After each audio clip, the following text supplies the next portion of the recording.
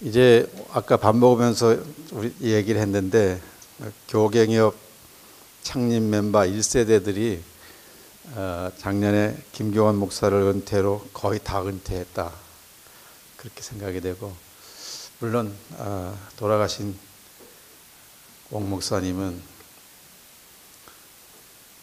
은퇴하고 얼마 있지 않아서 돌아가셨는데 세대 교체가 많이 됐다 그런 뜻이죠. 팀 사역에 대한 그 이야기를 하라고 그래서 제가 이제 90년대 초부터 팀 사역을 했어요.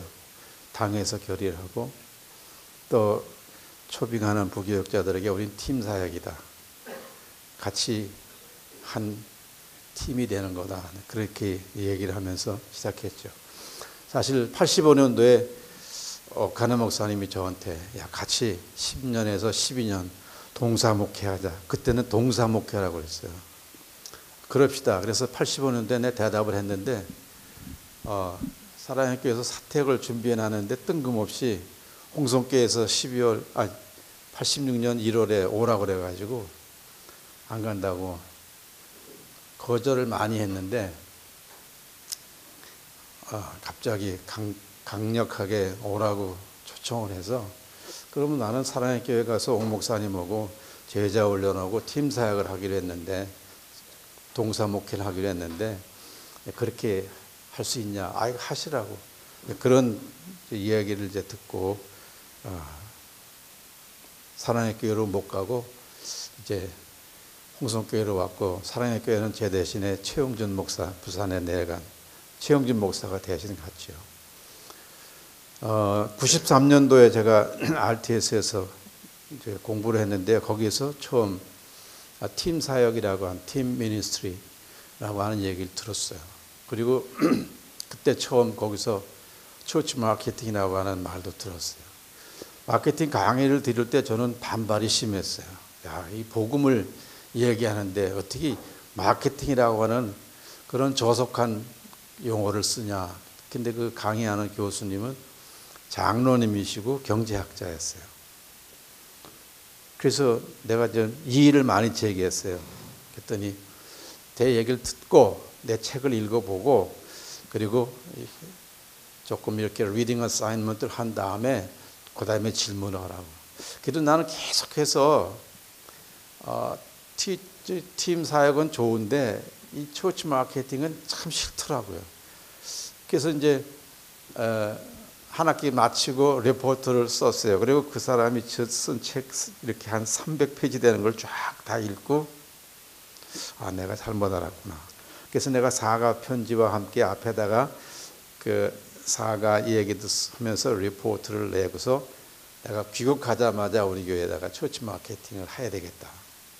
그래서 이제 당에다 얘기하고 교인들한테 얘기하고 그 해에 팀 사역도 하겠다. 당에 결의를 하고 우리 당회원부터 팀 사역하자. 그래서 저는 이제 그때 당회원들이 17명이었었는데 팀 사역을 얘기해서 강의를 했어요. 우리는 연말 되면 10월 달에 연말 당회를 하는데 연말 당회를 멀리 가서 한 2박 3일, 3박 4일 그렇게 해요. 그래서 두 가지 강의를 했어요. 팀 사역과 그리고 처치 마케팅. 그리고 그 전에는 제가 이제 RTS에서 공부하면서 이 멀티미디어 이걸 배웠어요. 멀티미디어를 최초로 한국에다가 내가 소개를 했어요. 이거는 제가 그래서 한 5년에서 7년 강의를 했어요. 전국에 다니면서. 옥하는 목사님도 나한테 이 멀티미디어 배웠어요. 원래 멀티미디어는요, 미국에서 쓰는데 미국은 다민족 아니에요. 이렇게 싱글 워드를 쓰기 위해서 사용하는 게 아니야. 멀티가 뭐야? 두 종류 이상의 것을 같이 쓰는 거잖아요. 그래서 미국에는 소위 그 언어가 영어권도 있고 스페인 언어권도 있고 독일어권도 있고 불어권도 있고 여러 언어들이 있기 때문에 그 목사님이 자기의 커뮤니티에 스페인어가 필요하다. 그러면 영어하고 스페인어를 같이 쓰는 거예요. 그게 이제 멀티미디어의 이펙트예요. 그런 목적으로 미국에서는 아주 이게 중요한 거였어요. 그때 그런데 이것이 우리나라에 왔을 때는 너무 비쌌어요. 그때는 돈이 많이 들었어요. 그래서 내가 저거를 이제 선택한다 그럴 때 저걸 얘기한 그 교수가 그랬어요. 이거 좀 비싼데 그러더라고. 이게 가능할까 한국에서. 지금은 힘들지만 앞으로 이렇게 미디어 시대가 오니까 해야 된다, 준비해야 된다. 그래서 내가 한국에서 이거 소개하겠다. 그래서 제가 미국에서 이미 사용하는 여러 교회를 그 교수님한테 소개받아 갖고 매 주일마다 그 교회를 갔어요. 멀티미디어 쓰는 교회를. 그런데 준비를 엄청나게 하더라고요. 자기만 준비하는 게 아니라 이 멀티미디어를 지금 저 밑에 그림 있잖아요. 그림도 해갖고 넣어야 되잖아요. 저기다가. 좀 그림을 만드는 사람 저거를 초이스해야 되잖아. 결정해야 되잖아요. 그럼 주일날 예배 시간에 저걸 띄우기 위해서는 저 만드는 사람이 마음대로 띄울 수 있어요? 못 띄우죠. 최종 누가 허락해야 돼요? 설교하는 목사가 허락해야 되잖아요. 그래서 뭘 해야 돼요? 토요일 날은 리허설을 해야 돼요. 그래서 매 토요일마다 멀티미디어 팀하고 목사는 리허설 타임이 있어요. 물론 리허설은 이것만 하는 게 아니라 찬양팀도 리허설 해요. 그러니까 저걸 하다 보면요, 목사가 굉장히 바쁜 거예요. 그리고 저거를 위해서는 뭐가 필요해요? 또 멀티미디어 팀이 필요해요. 그때만 해도 90년대만 해도 멀티미디어 저거 파워포인트 만들 줄 아는 그 사람이 별로 없었어요. 우리나라에 그런 컴퓨터도 시원치 않고. 그래도 하여튼 해보자. 그래서 우리 교회 부교육자들한테 제가 멀티미디어에 대해 강의를 했어요. 일주일 동안. 전달 교육, 팀, 미니스트리 강의했어요. 처치 마케팅 얘기 다 했어요. 그러니까 우리 당회원들, 부교육자들 모두가 제가 공부한 것들을 다 똑같이 공부했어요. 그리고 그들을 또 제가 다 RTS에 보냈어요.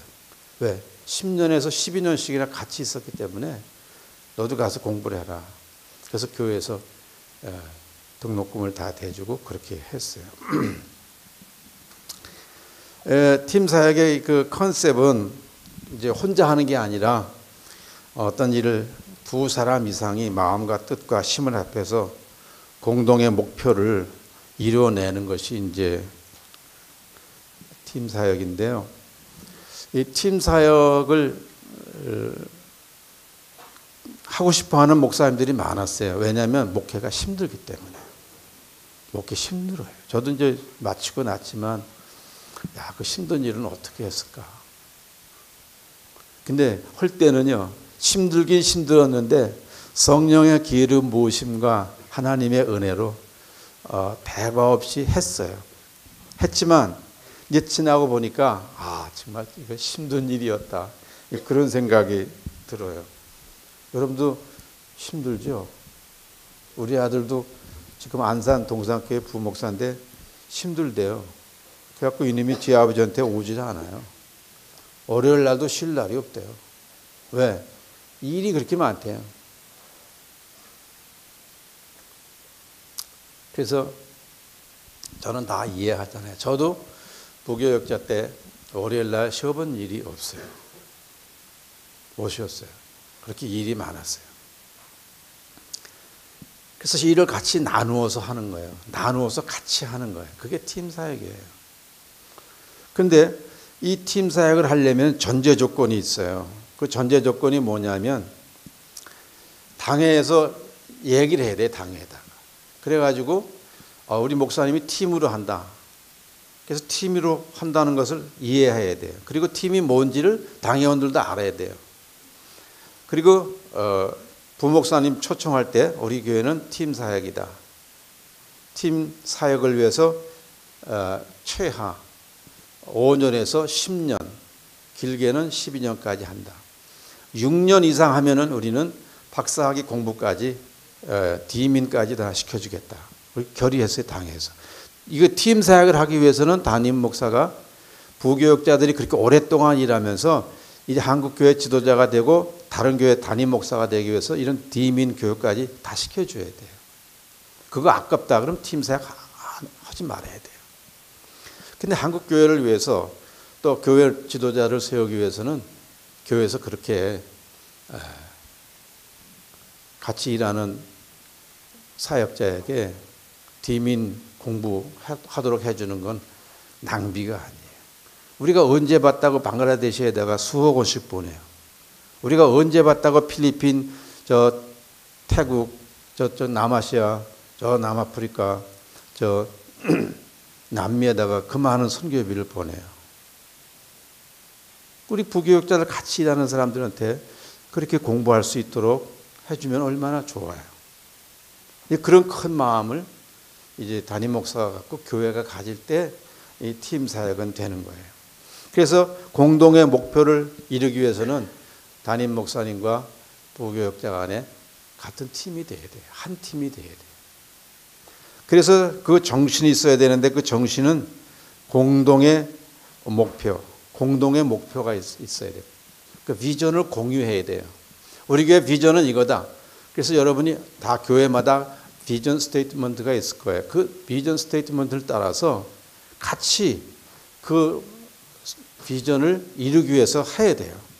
그래서 비전이란 말과 미션은 같은 말이에요. 팀 미션, 팀 미니스트리 같은 말이에요. 미니스트리 할 때는 좀 넓은 것이고 팀 미션 할 때는 조금 좁아요. 예를 들어서 찬양 사역이다. 그러면 찬양을 우리는 우리나라에서는 찬양을 praise 이렇게 말하지만 미국에서는 worship이라고 그래요. 그 worship team ministry 이렇게 말해요. 그때는 worship team mission 전체 우리가 예배를 위해서 예배위원회가 어떤 컨셉을 정하고 나가는 것은 worship ministry 이렇게 크게 해갖고 그 밑으로 worship mission 할 때는 찬양팀을 말하는 거예요. 여러분 찬양팀 하나가 얼마나 어려워요. 저기 일반인 음악가가 있어요. 뮤지션이 있다고요. 음악 잘하는 사람이요. 키보드 잘 치고 편곡도 잘하고 또 곡을 잘 이쁘게 만들기도 하고 그다음 싱어도 있어요. 코러스가 있어야 돼요. 같이 보컬 팀이 있어야 돼요. 저렇게 악기 연주하는 팀이 있어야 돼요. 그러면 예배에 따라서 이번 주에 어떤 예배다. 목사님이 어떤 주제로 말씀을 전한다. 거기에 따라서 찬양을 정해야 될 거 아니에요. 그럼 예배팀하고 찬양팀하고 같이 얘기 안 되면 안 되는 거예요. 그리고 찬양팀이 얼마나 개성이 강해요. 다 제잘난 말에 사는 사람들인데. 그래서 저 팀이 잘 돼야 돼요. 제가 이제 사역할 때 홍성교회는 찬양팀이 10개가 있었어요. 10개면은 한 팀에 보통 15명에서 20명 그 사이에. 그러면 10팀은 몇 명이에요? 찬양팀이? 꽤 많아요. 그 사람들 찬양팀을 전체 맡는 목사님이 있어야 돼요. 그 찬양팀 담당하는 목사님, 부목사님이 하시는데 그분이 찬양에 대해서 알아야 돼요. 예배에 대해서 알아야 돼요. 예배위원들하고 예배팀하고 같이 잘 연결이 돼야 돼요. 그분들이 매주마다 만나서 아까 말했죠. 리허설을 해야 돼요. 찬양 예배 리허설. 그럼 토요일마다 가서 리허설을 해요. 그러면 찬양만 위해서 노래만 부르다 보면 이 사람들이 뭐가 돼요? 악사가 돼요. 뮤지션이 돼요. 예배자가 안 되고요. 음악가가 돼요. 기술자가 되는 거예요. 그러면 아주 드라이 하고요. 예배에 그냥 노래는 잘할 수 있어요. 음악은 잘 만들 수 있지만 영성이 떨어져요. 교인들이 알까요? 모를까요? 다 알아요. 그 드라이한 걸 다 알아요. 그래서 뭐 해야 돼요? 매주마다 모여서 리허설 전에 그 찬양팀 맡은 목사님이 뭐 해야 돼요? 우리는 예배자가 돼야 된다. 우리는 예배자지 뮤지션이 아니다. 우리는 악사가 아니다. 제가 때때로 말해요. 너 악사지? 예. 왜냐하면 악기를 여러 개를 다룰 줄 아는 사람들이 있어요. 저도 악기를 불어요. 제가 우리 교회 밴드, 브라스 밴드를 만들었어요. 40인조. 저도 중학교 때부터 대학교까지 악기를 불었어요. 대학교 될 때는 아르바이트 하면서 영화 음악 녹음도 했어요. 그러면서 돈 많이 받았어요. 윤복희 쇼에 악기도 불고 그랬어요. 근데 이 팀 사역을 위해서는 뭐예요? 같이 그 미션을 하기 위해서는 담임 목사님과 모든 팀을 이룬 부교역자들이 같은 마음을 가져야 돼요. 그래서 여기 보면 거기 내가 영어로 썼어요. 장래 우리가 무엇을 할 것인가에 대한 그 컨셉이 바로 팀 사역의 정신이다. 그 컨셉 of what the future can be 이게 중요한 말이에요. 이게 팀 사역에 나오는 캐치프레이즈예요. 그래서 같은 마음을 갖고 서로를 배려해야 돼요. 배려라는 것이 뭐냐면 내가 그 사람 입장에 서주는 거죠. 그리고 서로 믿어야 돼요. 담임 목사님과 모든 팀들이 믿어야 돼요. 서로 신뢰가 없으면요, 팀은 안 돼요. 근데 서로 믿었는데 이게 실력이 안 돼. 실력이 뒷받침이 안 돼. 자칫 찬양을 하는데 키보드를 못 쳐. 여러분 키보드 악보대로만 친다고 되는 거 아니잖아요. 음악 이론을 좀 알아야, 코드도 알아야, 그래야 이렇게 그때마다 이렇게 좀 변화돼서 칠 줄 아는데 그걸 못하면 안 되잖아요. 그럼 저걸 위해서는 교회에서 뭘 해야 돼요? 음악 공부를 시키도록 돈을 좀 지원해 줘야 돼요. 그래서 같은 수준이 돼야지, 같이 수준이 안 맞으면 싸워야지 들끼리. 하다가 안 맞으면 싸움 나는 거예요. 지금 예배 때 찬양하는데 안 맞는다고 싸워. 예배가 돼요? 그런 예배는 진짜 은혜가 안 되거든요. 벌써 찬양팀이 은혜 받고 거기서 마음에 뜨거움이 있고 그들이 눈물을 흘리고 그들이 아멘하고 그래야지 예배가 살지. 안 그러면 정말 건조한 음악이 되고 마는 거예요. 서로 섬기는 마음, 서로 하모니를 이루려고 하는 마음, 그리고 참고 인내하는 마음, 희생하는 마음, 그리고 말로 서로 상처를 주면 안 되죠. 팀 사역할 때 담임 목사가 그냥 우일하고 나이 많다고 어른이라고 상처 주는 말을 막 할 수 있거든요. 그러면 안 된다는 거죠. 팀 사역은 아무나 하나? 아무나 못해요. 그래도 교경협에 오신 목사님 팀 사역할 수 있는데요. 교경협 가운데도 못할 사람 많아요. 제자 훈련 아무나 하나요? 못해요. 제가 제자 훈련 사역을 위해서 사랑의 교회 목목사님하고 17년 동안 서울 강북에 여러 제자 훈련하는 교회 현장, 지금은 뭐라 그러는지 모르겠어요. 제자 훈련 현장 목회 상담 지도를 17년간 했어요. 제자 훈련 배웠어요. 사랑의 교회에서. 수료했어요. 한다고 갔어요. 교회에서. 되나요? 안 되나요? 다 안 돼요. 누구 때문에 안 되는 것 같아요? 교회 때문에요?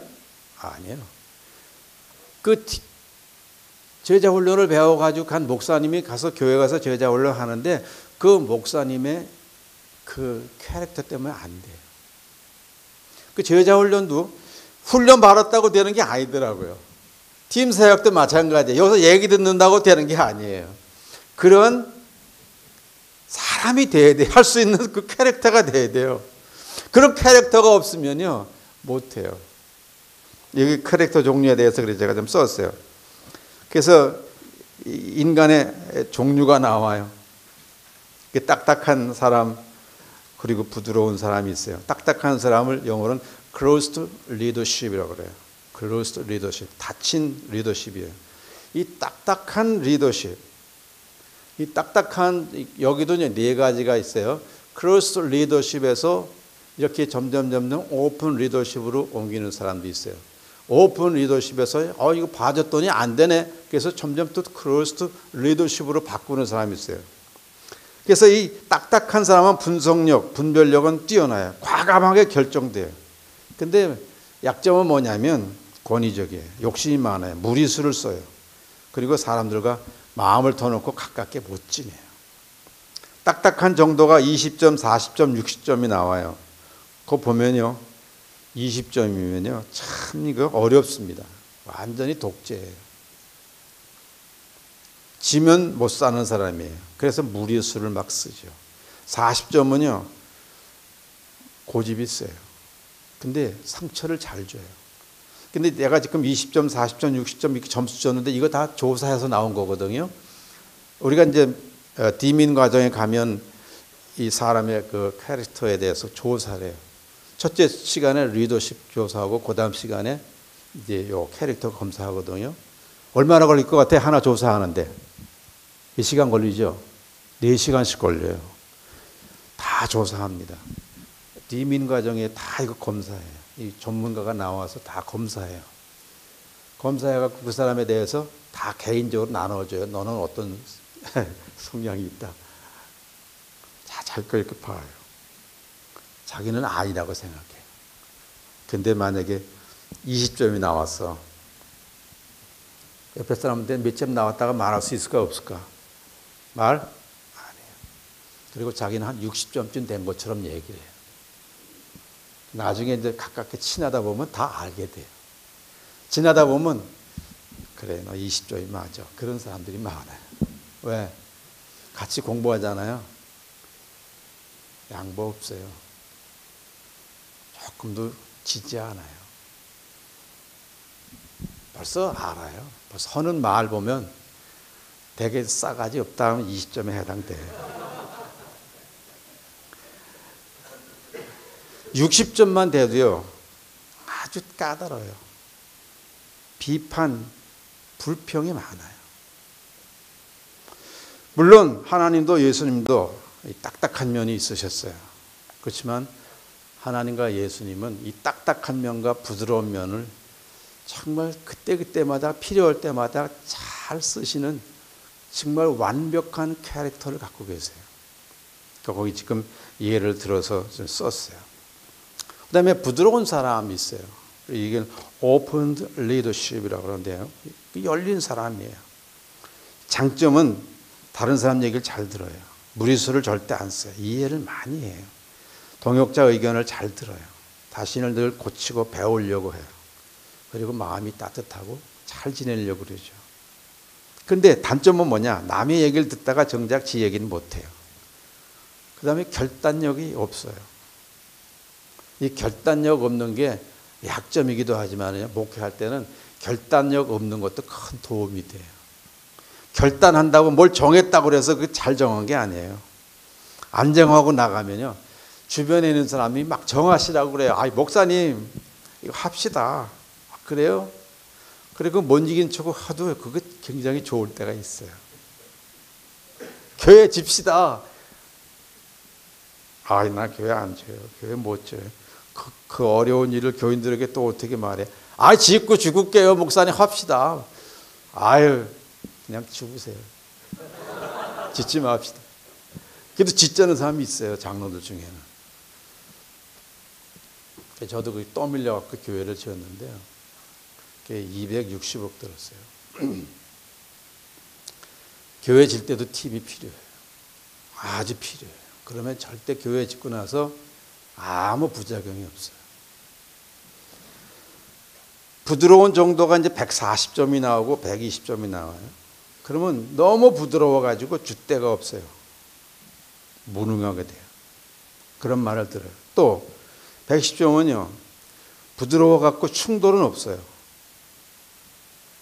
싸우는 일이 없어요. 자기가 늘 손해를 봐요. 그래도 뭐 아프다고 하거나 내가 손해봤다고 그러는 거 따지지 않아요. 근데 능률이 떨어져요. 그래서 사람들이 이제 이렇게 이쪽으로 딱딱한 쪽에서 부드러운 쪽으로 이렇게 옮기려고 하는 사람이 있어요. 자기를 알고 검사하고. 그래서 나 고쳐야지. 너무 딱딱해. 내가 이러면 안 되지. 그래가지고 많이 내려놓고 변하려고 막 애를 쓰는 사람이 있어요. 그게 이제 이 인성 검사를 하고 난 다음에 그 모습이 나타나요. 근데 그게 오래 가나요? 오래 못 가요. 결국 그게 또 살아나요. 살아나가지고 교회 가서 결국은 못해요. 그래서 이 두 가지를 조금씩 갖고 있는 사람이 있어요. 그 사람이 75점에서 105점인데요. 이게 아주 좋은 사람이죠. 이 외유내강형이에요. 이 말 좋은 말이죠. 외유내강형은 뭐냐면요. 절대 바깥으로 다른 사람하고 갈등하지 않아요. 누구한테 아픈 말도 안 해요. 스스로 내가 잘못했지. 내가 못났지. 내가 부족하지. 좀 잘해야지. 그렇게 속으로 다짐하는 사람이 외유내강형이에요. 그리고 이 사람 조종을 잘해요. 굉장히 꼼꼼합니다. 빈틈이 없습니다. 그리고 긍정적이고 낙관적이고 조화롭게 잘합니다. 그리고 실제적으로 아주 프랙티컬하게 잘합니다. 그래서 여러분들이 지금 이 검사는 안 받아봤지만 이렇게 검사를 하는 게 좋습니다. 제가 이 인간의 캐릭터 검사와 리더십 훈련을 받은 다음에 그 시트를 받아갖고 와서 교회에다가 그거를 100개 항으로 부교육자 팀 같이 하려고 하는 사람 인성검사 했어요. 다 쓰게 합니다. 처음에 이게 뭔지 몰라요. 우리 교회 오기 위해서 이렇게 쓰는 거라 그러면서 우리 행정목사가 다 검사합니다. 그리고 우리가 다 그 점수를 내요. 과연 우리하고 같이 팀을 이룰 수 있는가. 근데 어떤 사람은 자기가 부드러운 사람이라고 아주 인위적으로 이렇게 좋은 데다가 표시를 해요. 그런데 실제적으로 부담이 안 되는 것 같은 데는 그 본질이 드러나요. 그걸 뭘 얘기하는 거죠? 자기를 속이는 거예요. 다 나타나요, 거기에. 속인 게 다 나타나. 아, 이 사람의 본래 디스포지션 이건데 이렇게 속였구나. 될까요, 안 될까요? 팀사에 못해요. 그게 아웃이죠. 이 검사를 해야 돼요. 그래서 그 사람들에게 우리가 이 검사했다. 당신은 몇 점이다. 설명 안 하지만은 우리가 no thank you 하고 이제 하는데 이게 이제 그래도 점수에 근접한 사람들은 우리가 같이 이야기하고 같이 배우면서 조금 더 이렇게 좋아지지 않겠는가. 그런 사람들을 우리가 받아가지고 같이 하는데 결국은 이제 받았는데도 이제 담임 목사가 없고 이제 자기들끼리 모여가지고 어떤 얘기할 때는 그게 나와요. 무슨 얘기인지 알죠? 담임 목사님 없고 부교육자들이 모여갖고 어떤 얘기하고 하다못해 밥 먹으러 가서 뭐 먹을까 정할 때부터 나와요. 그래가지고 갔다 와가지고 뭐가 나와요? 자기들끼리 불평이 나와요. 그런 사람들이 있어요. 근데 와서 팀 사역할 때 과연 그렇게 오래 하느냐? 못해요. 결국 못하고 나가게 되죠. 문제점은 뭐냐? 부드럽기만 하면 좋다는 평가는 받지만 인심은 얻지만은 이용당하기 쉬워요. 그래서 이걸 조심해야 되죠. 근데 딱딱하기만 하면 또 뭐냐? 정말 나쁜 평은 받지만 일의 성취는 있지만 사람을 잃어요. 그리고 고립돼요. 왕따를 당하는 거죠. 그래서 이 양면성의 조화를 잘 이루는 것이 필요해요. 그래서 여러분들이 생각을 하셔야 돼요. 제 친구 중에서는 어떤 큰 교회에서 이제 부목사로 이렇게 있었어요. 그런데 도무지 자기는 그 목사님이 하시는 말씀, 목사님이 하라고 하는 말씀에 이렇게 기쁨으로 이렇게 안 된다는 거예요. 왜 그렇게 할까? 이건 그게 아닌데. 그래갖고 자꾸만 담임 목사님이 그 말씀하는 것에 대해서 속으로 불평을 하고 불만을 가지고 공격하는 마음이 있더라고요. 우리끼리 이제 우리 부목사 때도 우리 동창들 지금도 한 달에 한 번씩 만나요. 지금도 만나고 물론 부목사 때도 만나고 계속 만났어요. 제가 총신 71회인가? 71회예요. 이기영 목사님 저보다 선배인데 71회인데 지금까지 만나거든요. 근데 그때 부목사 때 그런 얘기를 했어요. 나는 도무지 거기 못 있겠다. 그래서 어떻게 했어요? 결국은 나와서 개척을 했어요. 개척을 해가지고 이제 은퇴했어요. 자, 그 형은 뭐냐 하면요. 나중에 또 나오지만 굉장히 딱딱한 사람이에요. 엄청 딱딱해요. 자기는 그 담임 목사님보다 더 강한 마음을 갖고 있는 거예요. 왜 그분은 큰 마음을 갖고 있어요. 그분은 이렇게 말씀했어요. 야, 이제 저 지역을 맡았으면 이거는 내 교회다. 내가 담임 목사다. 그런 마음을 갖고 허라오 이북분이시니까. 그렇게 해서 일을 맡기시는 거예요. 근데 그건 싫은 거예요, 이 사람은. 자기가 이제 맡아서 이제 하는데 못하는 거예요. 하라고 네 교회인 줄 알고 하라고 하지만 내 교회인 줄 알지만 누구한테 보고해야 되잖아요. 다 못 써야 되잖아요. 뭐 회의 때 뭐 이렇게 말씀도 드리고 그래야 되잖아요. 그런 것이 싫은 거예요. 개척을 했어요. 개척을 했는데 누가 고생했을까? 예? 사모님이 죽을 고생을 했어요. 사모님이 암에 걸렸어요. 왜? 남편 성질이 지랄 같거든. 아주 미친놈이야. 완전 독재야. 뭐 노회에 가서도요. 회장! 이런 식으로 얘기해요. 총회도 갔었어요. 절대 듣지 않아요. 그런 성격이 있다고요. 그러니까 우리가 얘기하죠. 넌 그거 고쳐야 돼. 아, 나 정말 고쳐야 돼. 내가 수양이 부족해. 기도가 부족해. 기도원에 안 가요. 우린 기도원에 가서 그래도 기도도 하고 엎드려서 밥도 안 먹어보고 저도 금식 기도를 못 해봤어요. 2주밖에 못 해봤어요. 근데 그런 사람, 이 딱딱한 쪽 사람은 절대 팀 못해요. 딱딱한 사람 밑에 있는 부교육자들은 굉장히 고생해요. 아주 고생해요. 그 다음에 이제 리더십이 있는데, 리더십은 수직형 리더십이 있고, 수평형 리더십이 있어요. 그 수직형이라는 것은 영어로는 피라미드 리더십이라고 그러고요. 수평형 리더십은 share 리더십이라고 그렇게 말해요. 그러니까 이 수직형은요, 하향식이에요. 동역자를 부하로 여기는 거예요. 무엇이든지 자기가 원하는 대로 정해야 해요. 수평형은 동역자로 인정해요. 교역자를 동역자로. 그 다음에 평신도도 제자 훈련을 해서 평신도도 훈련이 되면 동역자로 알고 그를 귀하게 알고 중요한 일을 다 맡기죠. 그리고 비전을 같이 만들고 같이 일을 하죠. 그게 수평형이에요. 근데 수직형은요, 다 명령해야 돼요. 내려가는 거예요. 근데 여기도 두 가지가 조합한 그런 성격이 있어요. 아, 내가 너무 피라미드형이고 수직형이다. 너무 명령형이다. 좀 고쳐야지. 그래갖고 요거를 잘 이렇게 조정하려고 하는 성격들이 있어요. 근데 이것도 조정하려고 하지만은 정말 크게 결심하지 않고서는 잘 안 변해요. 그래서 여러분 부모로부터 받아갖고 나온 그 캐릭터, 그 참 중요해요. 그건 다 누구한테 배운 거냐면 부모로부터 받은 거예요.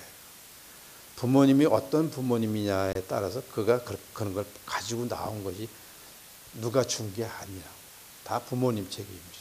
우리 아이들이 뭐 좋은 학교를 못 갔다, 성적이 안 좋다, 그 애가 문제인가요? 아니에요. 부모 책임이 70%잖아요. 마찬가지예요. 이것도 성격도. 그래서 이 생명을 가진 교회는 성장하게 되는데 성장 못하는 교회가 있어요. 그런 교회들은 다 하나의 책임, 그 리더십 때문에 그런 거죠. 그 다음에 괜찮은 리더십이 있는데 그 코치형이에요. 코치 스타일인데 이제 야구 축구 감독처럼 이론과 실제를 다 잘하는 그런 사람이죠. 그래서 이 코치형 리더십은 같이 사역을 하려고 그런 마음을 가지고 있어요. 그래서 같이 뒤에 GM, 디민, 상담, 전도, 교육학 이런 것들을 다 공부하도록 지원을 하면서 같이 해요. 또 그 맡김형이 있어요. 맡김형은 selling or delegation이라고 하는데요. 이게 이제 우리 팀 사역의 중요한 얘기예요. 그 맡긴다는 것, 맡기는 것, 누구한테 준다고 하는 것. 이 사람도 실제와 이론이 아주 능한 분이에요.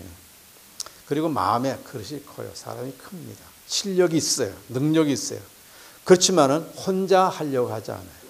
나누어서 하려고 그래요. 그리고 교인들에게 다양한 음식을 주기 위해서, 다양한 음식을 먹게 하기 위해서 자기 혼자서 성경을 다 설교하려고 하지 않고 부교역자들에게 내가 이번에는 구약 쪽에서 할 테니까 신약 쪽에서 누가 뭐 어디 하라 이렇게 부탁을 해요. 아까 이규양 목사님 설교에 대해서 말씀하셨지만 이제 이렇게 나누죠. 그리고 부목사들 가운데도 어떤 목사가 이제 만약에 에베소를 하고 있다. 그럼 다른 목사가 에베소를 하지 않아야 돼요.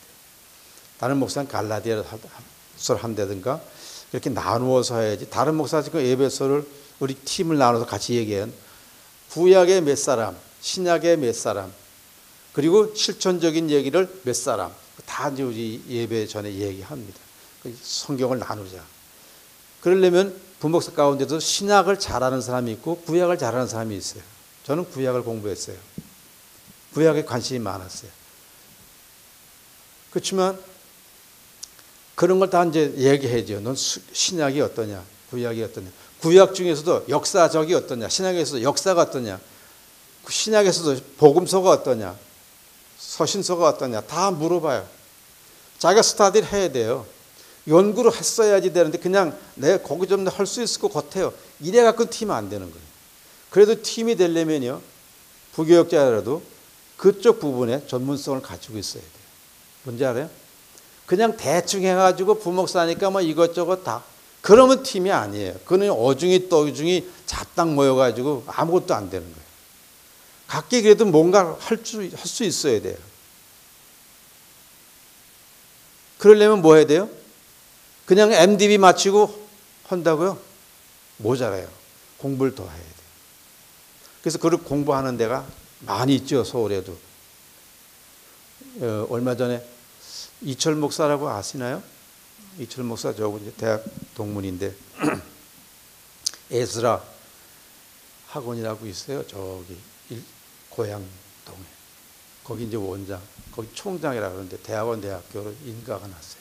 그 뭐 하는 데냐면 신구약 성경만 가르치는데 그 목사님들, 부목사님들, 선교사님들이 와서 제가 지난 주 갔었는데 공부를 빡세게 하더라고요.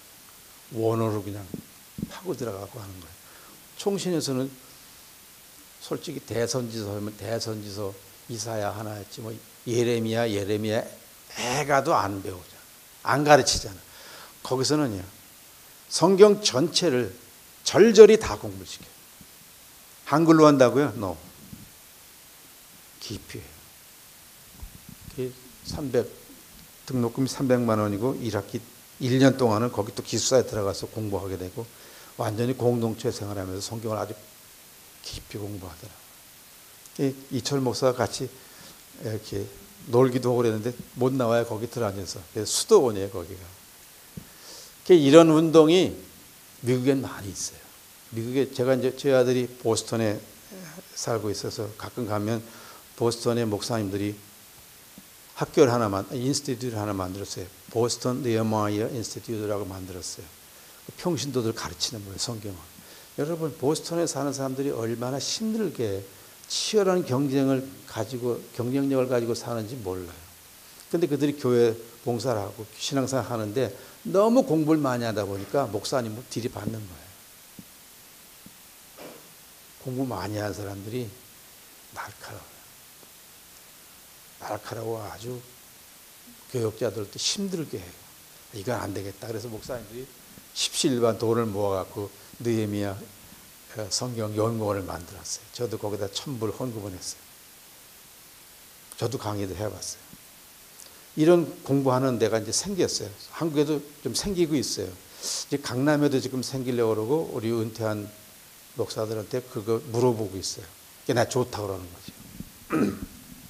그래서 이 맡김형이라고 하는 것은 나 혼자 못해. 그분은 다 할 수 있어. 능력도 있어. 그렇지만은 교인들한테 한 가지 음식만 먹이는 게 아니라 다양한 음식을 먹게, 뷔페처럼 다양한 음식을 먹게 하기 위해서 교역자들한테 이렇게 같이 하자. 그렇게 나누어서 이제 하는 거죠. 그러기 위해서는 팀을 맡은 부교역자들도 공부해야 되고 실력이 있어야 돼요. 근데 이 어떤 성경 설교도 그렇고요. 그렇지만은 실제로 교회 사역을 할 때 이제 제가 이제 한국 최초로 새신자부라는 걸 만들어서 새신자 양육, 새신자한테 보낸 편지 이런 걸 82년에 만들었는데요.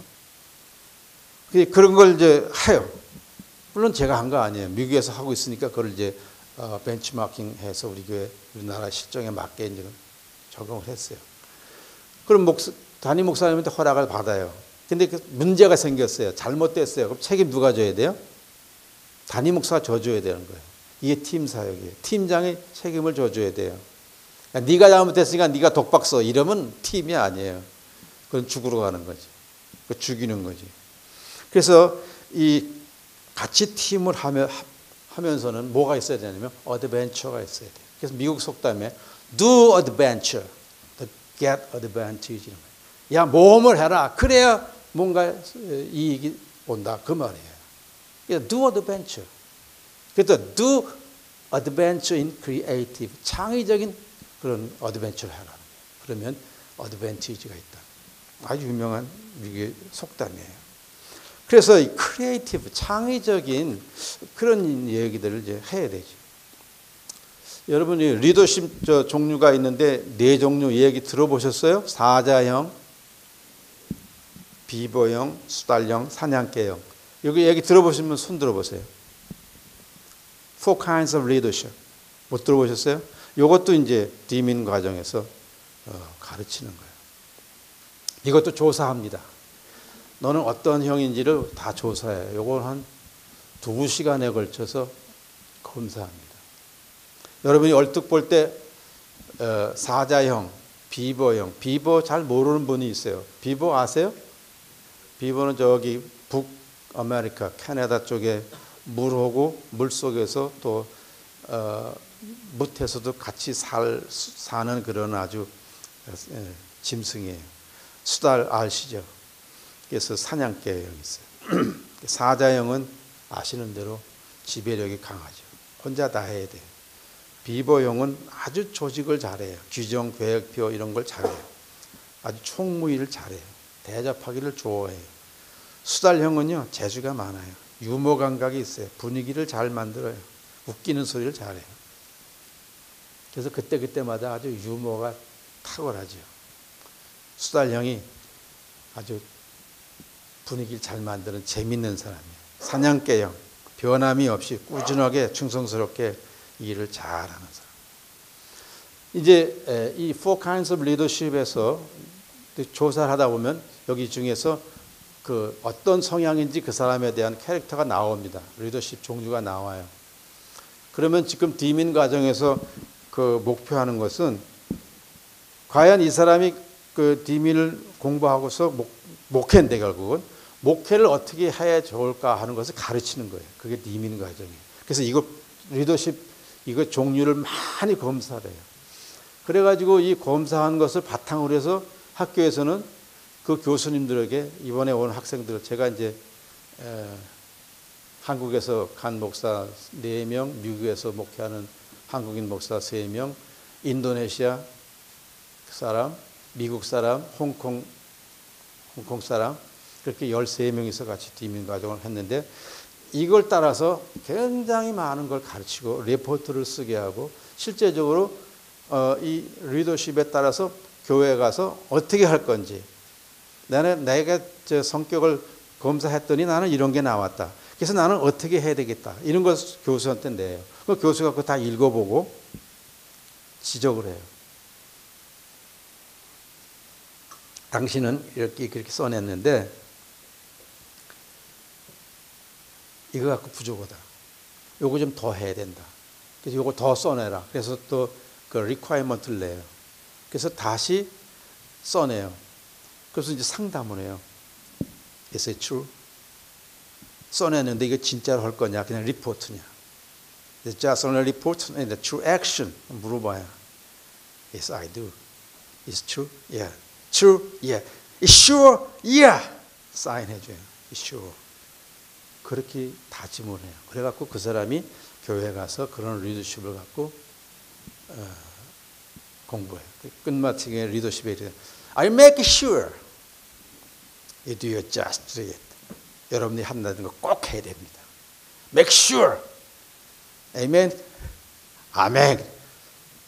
아멘이 약해요. 코리안 스타일로 아멘 합시다. 여러분 코리안 스타일 아멘 아세요?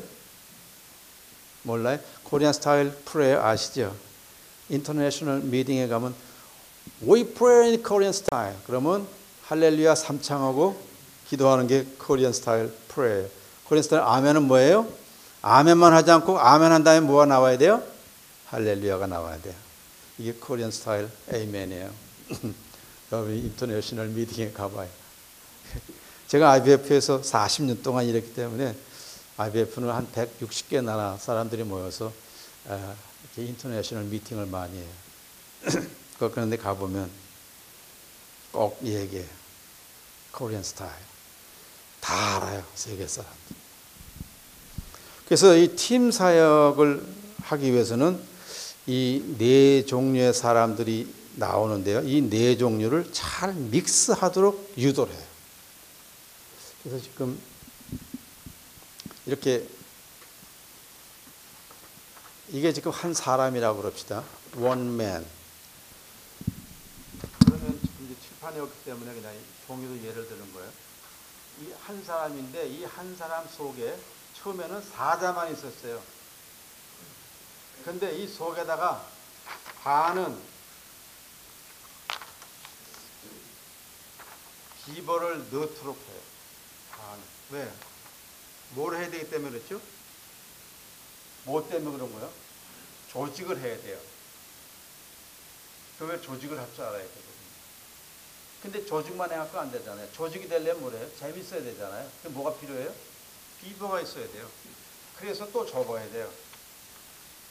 그래서 또 접어가지고서 그 속에 수달이 좀 들어가야 돼요. 그래서 재미나게 해야 되는 거예요. 이게 수달만 있어도 안 되니까 그 다음에 뭐예요? 충성스러움이 있어야 돼요. 정말 믿음직스러운. 그래서 이 포크한 리더십에는요, 이 네 가지를 고루고루 가지도록 많은 훈련을 합니다. 그래서 이 사자형이 바뀌도록 노력을 하는데, 제가 90년대 초에 공부를 했잖아요. 지금 다 목회하고 지금 은퇴했어요. 저 김기원 목사도 같이 RT에서 공부하는데.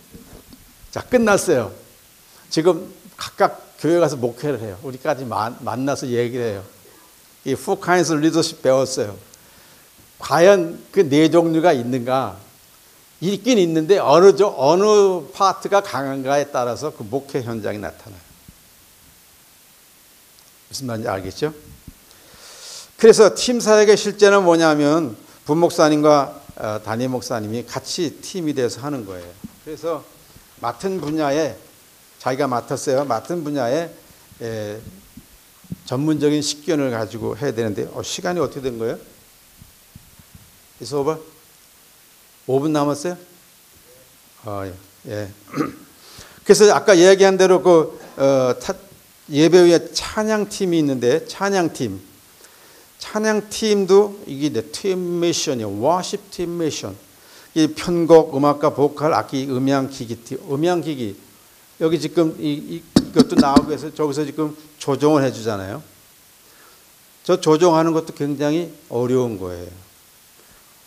찬양할 때 조정하는 그 이펙트하고 설교할 때 조정하는 이펙트가 달라요. 찬양할 때는 약간 어쿠스틱을 넣어야 돼요. 그러나 설교할 때 어쿠스틱을 넣으면 뭐예요? 잘 안 들려요. 딕션이 정확지가 않아요. 그래서 그거 다 조정해야 되는데 다 전문적으로 배워야 돼요.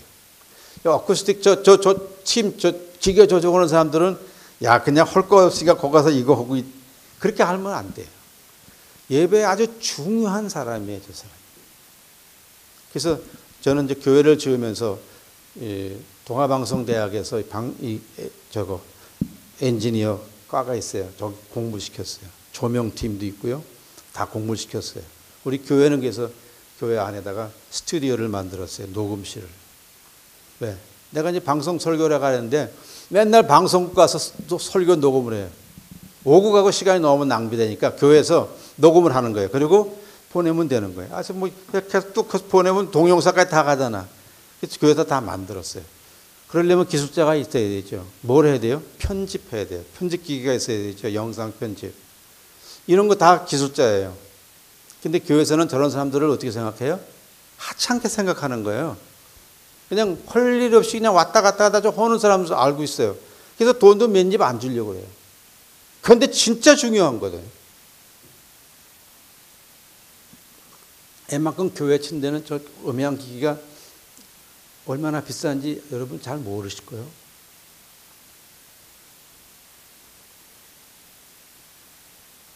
그 홍성교회 저 음향기기를 설치 다 하고서 또 야외로 나가서 그 수련회 할 때 쓰라고 또 한 세트를 준비했어요. 여러분 그 한 세트가요 한 2억씩 됩니다. 세트. 그 마이크 이거 갖고 찬양 돼요? 안 되잖아요. 다 와이어리스로 해야 되잖아요. 한 채널에 보통 36개 정도 돼야 저 악기도 하고 찬양도 하고 보컬도 하고 다 할 수 있기 때문에 이거 가져가야 되잖아요. 이거 속에도 뭐 들어야 돼요? 배터리 넣어야 되잖아요. 이게 뭐 일주일씩 쓰는 게 아니잖아요. 하루 쓰면 다 끝나서 또 바꿔 끼게 되고 배터리 리차지 하게 되고 복잡하잖아요. 이게 다 기술이에요. 이거 기술자들이 다 있는데 교회에서는 하찮게 생각하는 거예요. 이 자벽부를 한다고요. 전문가라고요. 여러분 교회에서 있는 모든 사람들은 다 뭐라고요? 전문가로 하셔야 돼요. 교회는 아무나 와서 하는 게 아니에요. 교회 세크리터리 사무직원도 전문가라고요. 그래서 여기 지금 찬양팀, 안내팀, 전도위원회팀, 교육위원회팀, 지역 담당 목사팀, 이게 이제 부목사님들이 많이, 제자훈련팀, 봉사위원회 그런 팀을 많이 썼어요. 그런데 그 교역자들도 이제 10년, 12년, 13년, 저희 교회에서 제일 오래 있었던 사람이 13년이에요. 지금 총회 회력석이 있는 진요원 목사님이 저하고 이제 제일 오래 있었어요. 13년 있었어요.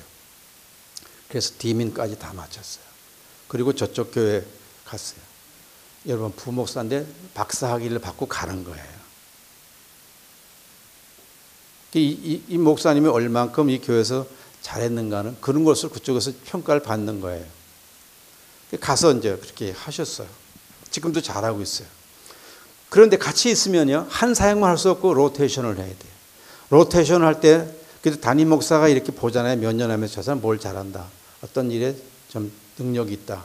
근데 누가 좀 이렇게 바꿨으면 좋겠다. 좀 누가 뭐 부족하다. 그러면 부족한 사람 거를 얘기를 해야 돼요. 너는 이거 조금 보완하면 좋겠어. 앞으로 담임 목사로 갈게. 이거 필요할 거야. 로테이션을 해요. 같이 의논을 해서. 일방으로 하는 게 아니에요. 다 같이 의논을 해요. 그래서 이제 같이 팀 간에 의논을 해서 바꿔요. 저희는 이제 2년에서 3년 혹은 4년에서 바꿨어요.